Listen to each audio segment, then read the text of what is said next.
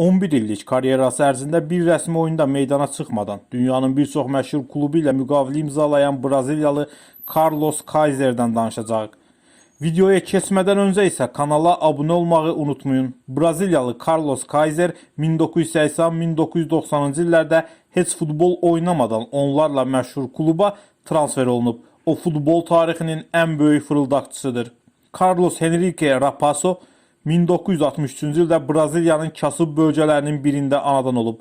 O dövrdə Braziliyada kasıbçılıqdan, səfalətdən xilas olmağın yeganə yolu futboldur. Ona görə də ailəsi 10 yaşında futbolu sevməsə də onu Botafogo klubunun uşaq komandasına yazdırır. 6 il ərzində atası və anasını itirir. Bundan sonra Carlos həyatda uğur qazanmaq üçün yeganə yolunun futbol olduğuna qərar verir. Futbol oynamağı sevməsə də istedadı yox deyil və yaşıdlarından sürəti ilə seçilir. İlk peşəkar müqaviləsini Meksikanın Puebla klubu ilə imzalayır. Hazırlıq oyunlarında özünü yaxşı tərəfdən göstərir. Çempionatın başlamasına bir neçə gün qalmış məşqdə zədələnir. Karyerasındakı ilk peşəkar oyununa çıxmadan öncə zədələnməsi şanssızlıq olsa da Carlos bunu şansa çevirə bilir. O aylarla zədəli olduğu üçün meydana çıxmadan pul qazanır və sistemdə olan boşluğun fərqinə varır. Əlbəttə o dövrdə tibb bugünkü kimi yüksək inkişaf etməmişdi. Bir futbolçu zədəliyəm deyərək aylarca oynamaya bilərdi. Ancaq kimsə peşəkar bir futbolçunun belə bir addım atacağını düşünmürdü. Meksikada 2 il zədəli olduğunu bəhanə edərək futbol oynamadan pul qazanır və daha sonra ölkəsinə geri qayıdır. Meksikada böyük uğur qazandığı ilə bağlı müxtəlif hekayələr uydurur. O illərdə informasiyanın indiki kimi tez yayılmamasını, internetin olmamasını nəzərə alsaq, hər kəsi bu nağıllara inandıra bilir. Yenidən Botafogo'ya qayıdır və hazırlıq oyunlarında özünü göstərməyi bacarır. Lakin çempionatın başlamasına az qalmış yenə zədələnir. Bir müddət zədəliyəm deyə oynamır. Lakin bu fırıldağın üstünə asılacağını anlayan Carlos başqa yol tapır.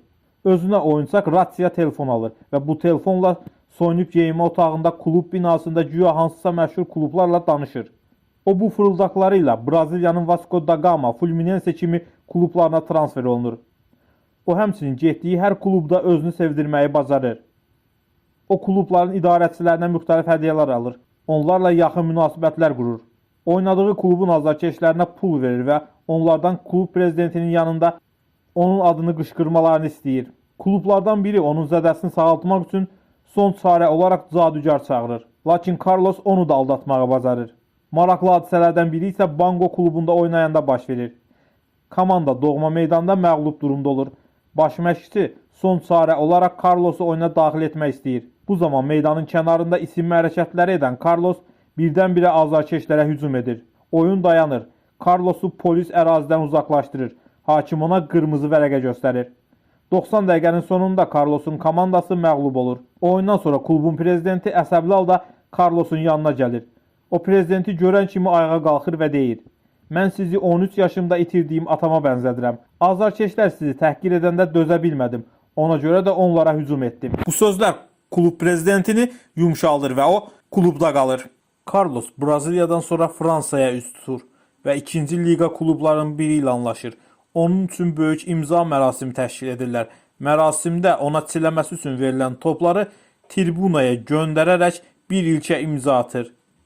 Carlos Fransada da bir oyuna çıxmadan 8 ay qala bilir və yenidən Braziliyaya qayıdır və növbəti dəfə Braziliyanın böyük klublarına transfer olunur.